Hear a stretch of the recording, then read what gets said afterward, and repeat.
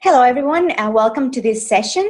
Today, I want to briefly discuss testing as part of a job recruiting process.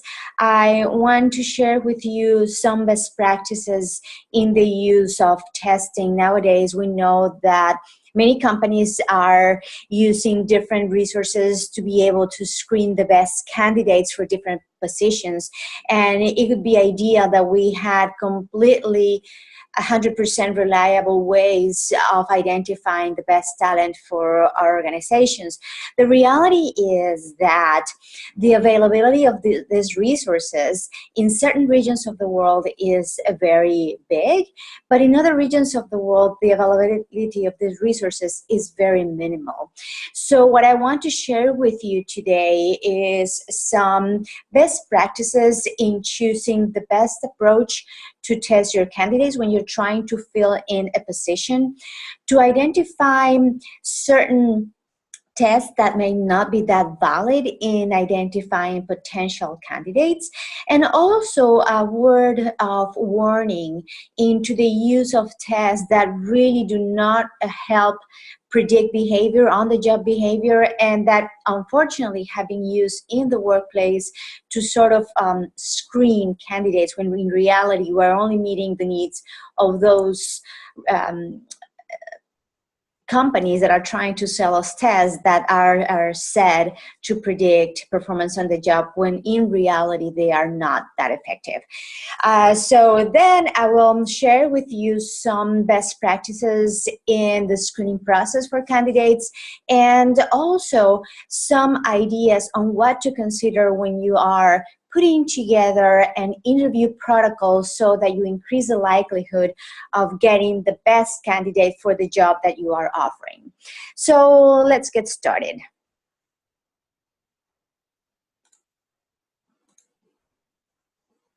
I'm going to be sharing my screen with these ideas on testing.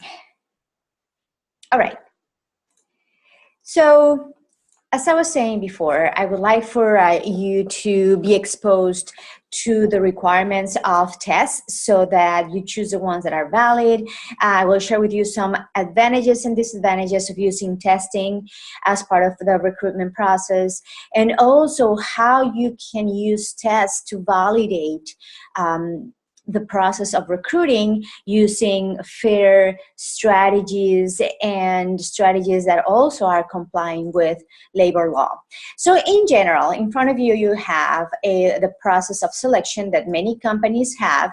Ideally, you would have an application bank. Some companies use screeners. Some companies use a lot of technology to be able to choose just with certain words which are the candidates that are going to go through the first screening process. Sometimes some companies use word identification, so they have a job description and they look at the bios or the CVs that are submitted for an application, and they would rule out certain bios that do not have the right content, the right terms that the job description contains. So that's your application bank. Some companies reject some candidates right away because they don't meet the minimum requirements. These requirements could be perhaps the level of education or specific skills, abilities, or behaviors. If after the first screening, there are some candidates that are selected for the interview, then comes the second process, the second stage, which is the screening interview. And then during that screening interview could be just a short interview, maybe 10 minutes.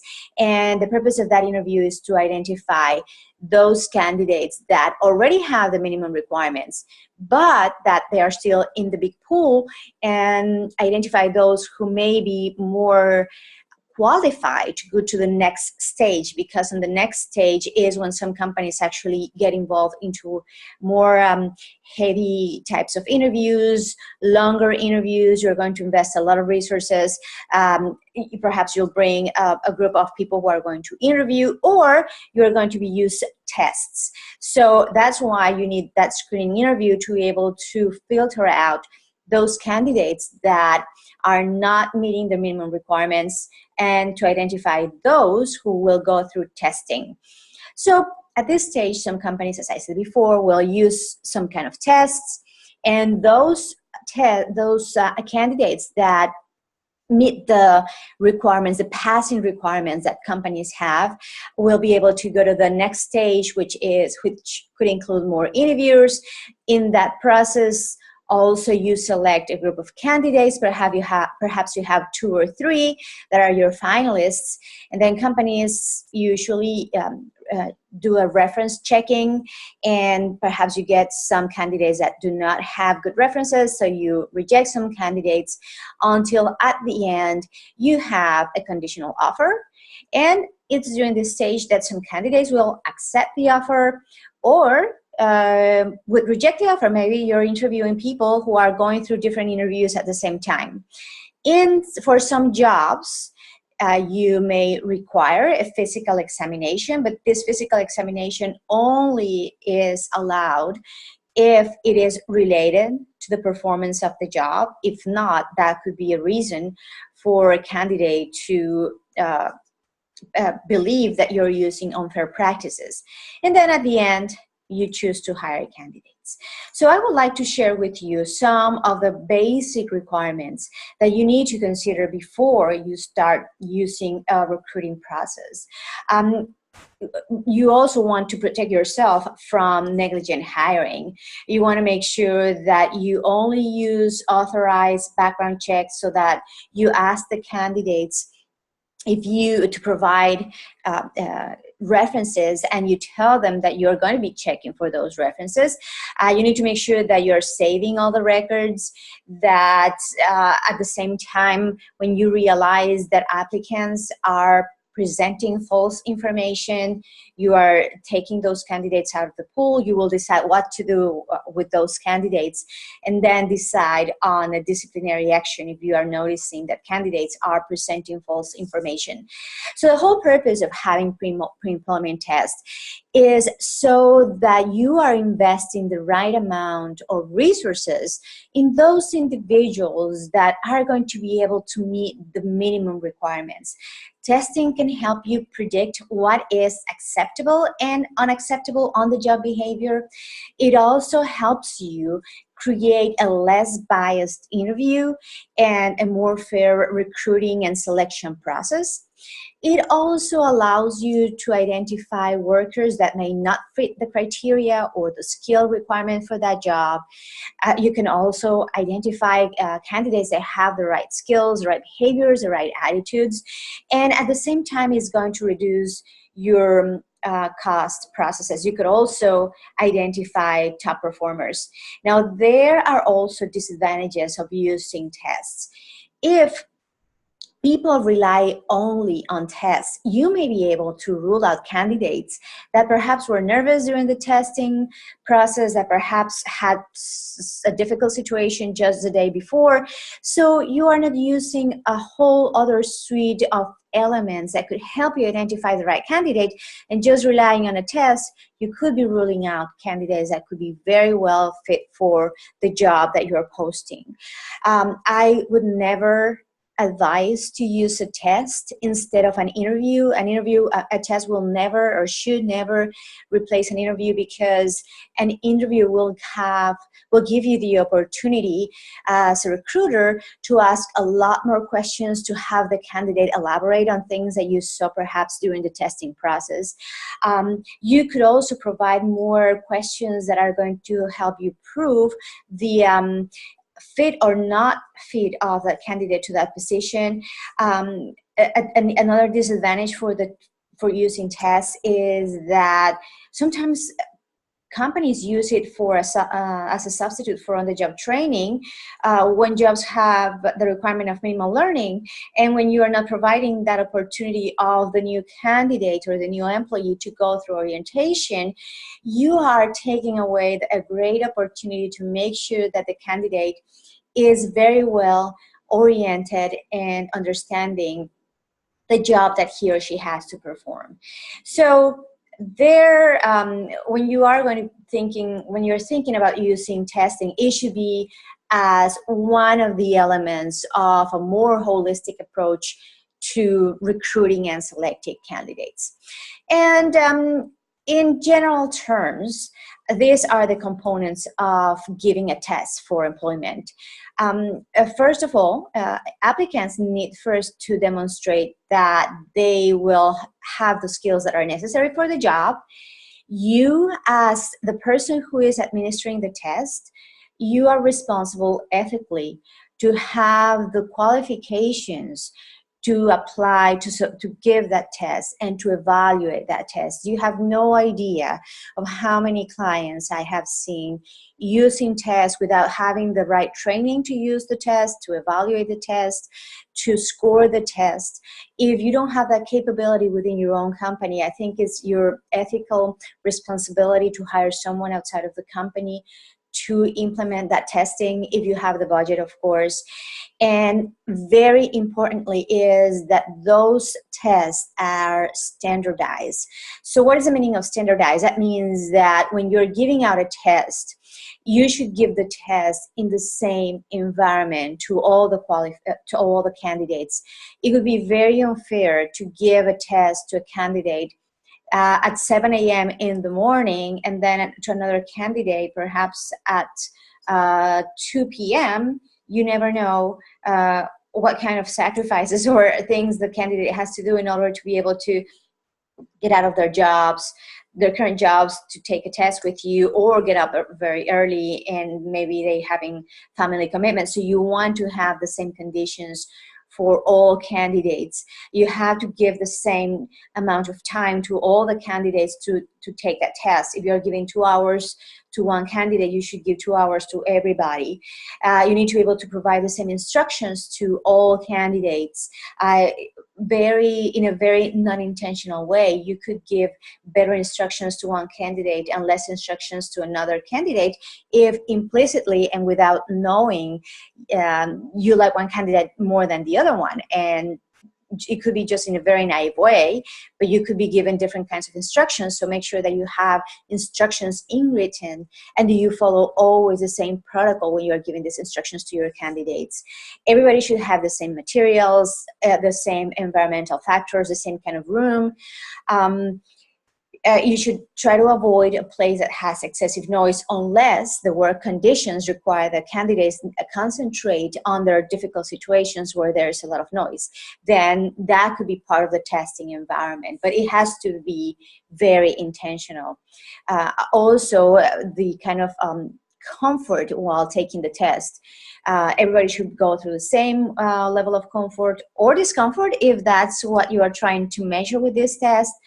That the same ventilation and same amount of lighting is provided to all candidates. Now, after the test is given, it is important that you keep all those results in a safe place, that not everyone can have access to the test results. This is confidential information.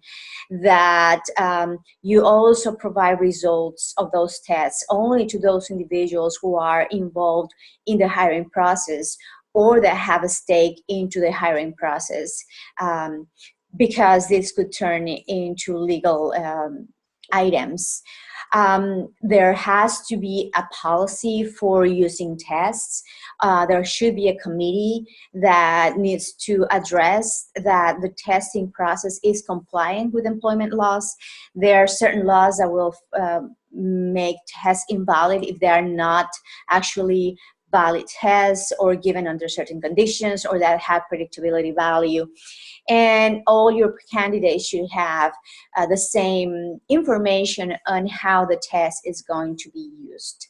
Now, when you're choosing the test to give your candidates, I don't know if you've been in that situation, but for me, when I was involved in recruiting and selection, I used to have a lot of companies and providers who would come to my office trying to explain to me why their tests were better than other tests that were in the market. Well, two things that you need to consider when you're trying to choose a test for your employees. The first one is reliability, and the second one is validity. So what is reliability? Reliability has to do with the fact that the test, when it's given one time, is going to produce the same results many times. If you give a candidate a test one day, if that test is reliable, the candidate should be able to produce the same results any times or subsequent times that the test is taken by that candidate. So that's a reliable test that actually is scoring the same thing every time. And validity has to do with the fact that the test is actually measuring what it says is measuring. So for example, if you have a test that is supposed to measure mechanical ability, the way that the test is constructed or built should actually measure mechanical ability and nothing else. There is, for those of you who know about statistics, there is a very stringent strategic process by which you should validate your tests. So when you go back to that provider who is trying to sell you a test, you need to ask for reliability indexes and also validity indexes. There are online a lot of websites where you can read more about validity and reliability. The important thing is that your tests have to have criterion validity, content validity, and construct validity.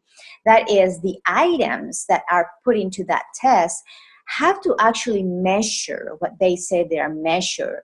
The items need to be very well put together so that the language is not confusing. And also, when taking all those items together, all those questions, they actually have to be able to measure what they say they are measuring. In my experience, not a lot of companies use a test validation process. I would strongly recommend that you do it, because you are providing or denying an opportunity to a candidate to occupy a certain position. At the same time, you want to be compliant with laws that are considering, that always will consider tests as a fair way to screen candidates and not as a way to discriminate candidates. So here are different steps into validating a test. The first one is analyze the job. See what the job is about. What are the skills, abilities, and behaviors that are required for this job? Perhaps is a job in sales. One of the abilities will have the ability of talking with customers, the ability to create report, the ability to understand an organizational issue. So that will be one ability that perhaps is needed on the job. One skill for selling job is perhaps the ability to ask certain types of questions. Perhaps you're looking for a person that has the ability to analyze and synthesize, because that's part of the interviewing process when you are in sales. So, and what kinds of behaviors are needed for that job? Perhaps you need someone that perhaps shows openness, someone that is able to be active listener, and so on. So before you choose the test, you have to be analyzing the job and identifying skills, abilities, and behaviors needed for the job. And then look up for the availability of tests that can help you identify those specific abilities. As I said before, in the market, there are numerous tests that can help you with this identification of skills. There are mechanical ability tests. They are some tests that measure personality, although later on I will caution you on the use of personality tests for screening candidates. Then after you have chosen tests that really are valid because they are measuring what they say they are measuring and because they are reliable, you choose to administer the test. Then you are going to relate those scores to the criteria. For example, when you're analyzing the job, you're going to be choosing someone on that position who is a top performer. The reason why you want to use a top performer as your baseline or your benchmark is because you want to compare his or her results to the results of your candidates. So once you give this person who is your top performer or a group of top performers, and you give this test that you know it's valid and reliable, you get those scores. Then you are going to use that test perhaps as a predictor for when you're doing job interviews and testing future candidates. And then you can continue to cross-validate and revalidate these tests with more and more candidates. And again, you are going to be using the results that you got from those top performers within your own company to choose the candidates that you're going to be able to recruit and who are going to go through the screening process. So of course, you will have certain ranges of or degrees of freedom that you would choose as acceptable for the candidates that you're going to be screening and who are going to go through the interviewing process. And this range definitely is a criteria that is defined by your own organization. Some organizations may have very stringent requirements for future recruits. Some companies will have a broader range of people that that they consider qualified. The point is that, first of all, you have to compare the results of your top performers on those tests with your new candidate and decide what the range is, and then go from there, deciding who you recruit for the next phases or not. Now, very important thing is, again, I cannot emphasize this enough, understand your employment law. And I know that you may come from different regions of the world. Your region will have, or your country may have, different employment laws. We want to make sure that you are not using tests for discriminating people, that the test is always and only aligned to the job requirement. If your test is measuring something else that is not part of your job description, that test could be considered as a discriminatory test. You want to make sure that you are protecting employees' individual rights and test privacy. That is, that you cannot make known or make these results public to everyone that wants to know the results of this test. You can only make them available to those individuals who are involved in the recruiting and selection process. Now, let's talk about specific types of tests.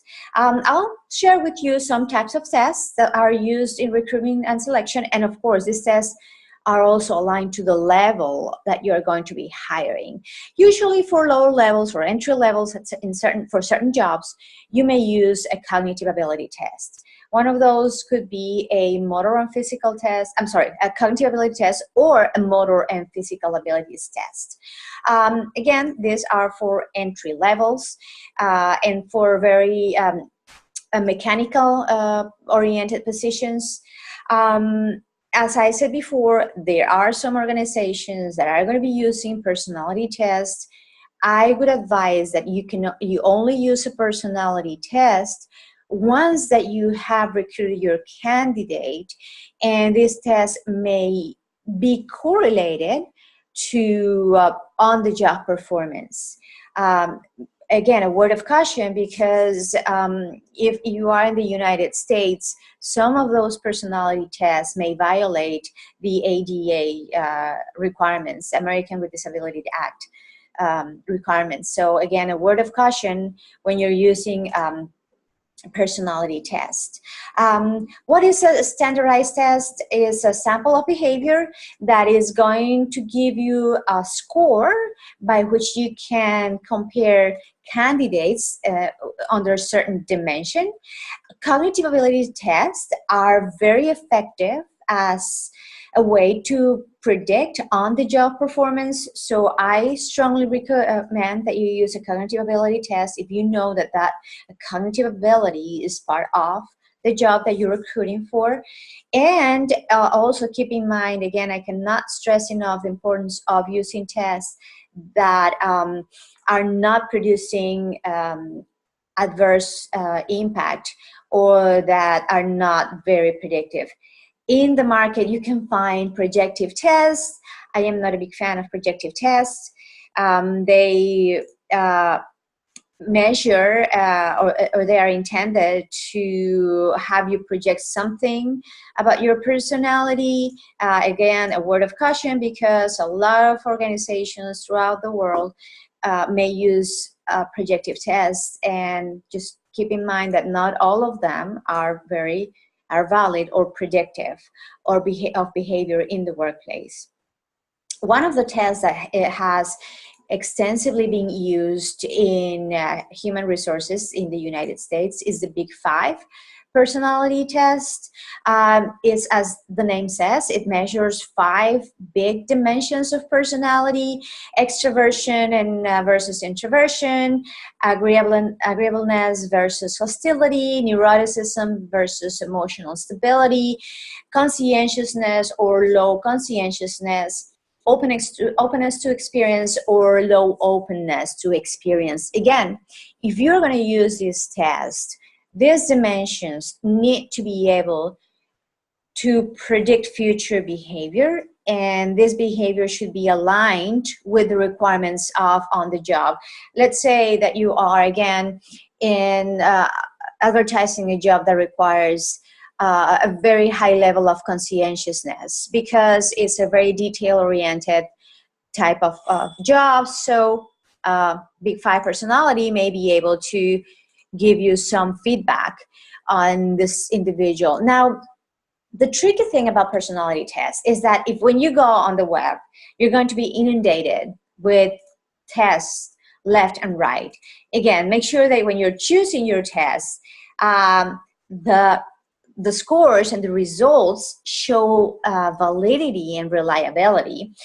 Some organizations are starting to use simulation tests using virtual reality. I am personally involved in the development of virtual reality for training purposes, not for screening candidates. I think that technology is opening up opportunities for recruiting that we didn't have in the past.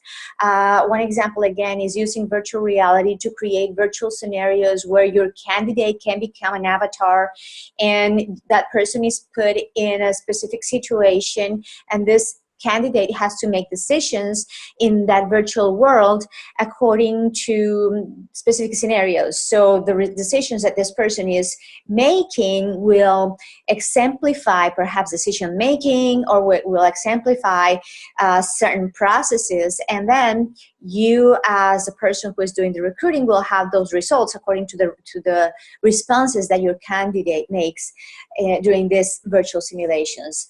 Again, I think that we are at the beginning of the use of virtual reality, not only for recruiting, but also for training, development, skill development. It's a new world, but a word of caution again, because a lot of companies are being very, entrepreneurial, which is, I think, a good thing. But you need to be a wise consumer of all these resources because, first of all, you want to be able to comply with employment law, that you're not discriminating, that your scenario is actually predictor of something that is valid and reliable. Again, many tests online.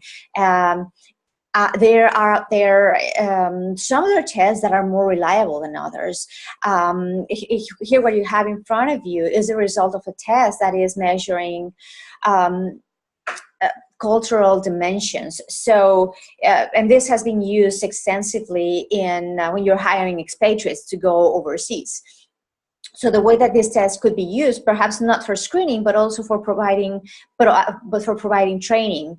When you're going to take someone from one country, let's say that this person comes from a country where indirect communication is the preferred style. This is what these results are showing. No, so this individual is showing a high degree of preference towards indirect communication and more close orientation to relationship orientation versus task orientation. If you know that your candidate has met the requirements for all the other criteria that you have on the job, but then you want to provide an opportunity for training or developing once you have hired him or her, you could use this kind of test. So let's say that this candidate is going to be working in a country where direct communication, or an organization where direct communication is valued, where task orientation is really strongly valued. You have this information that is going to tell you that perhaps this candidate will need to have some training in being more assertive in communication, or have orientation on how to be more task oriented.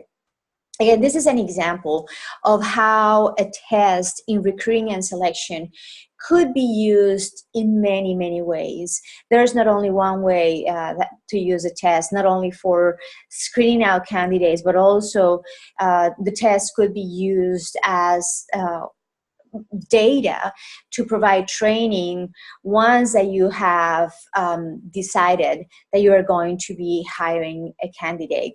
So the message that I want to leave you with is that we live in a world where technology is impacting a lot of the things that we're doing every day. Fortunately, HR is also being benefited by the use of technology or the use of new technologies like testing.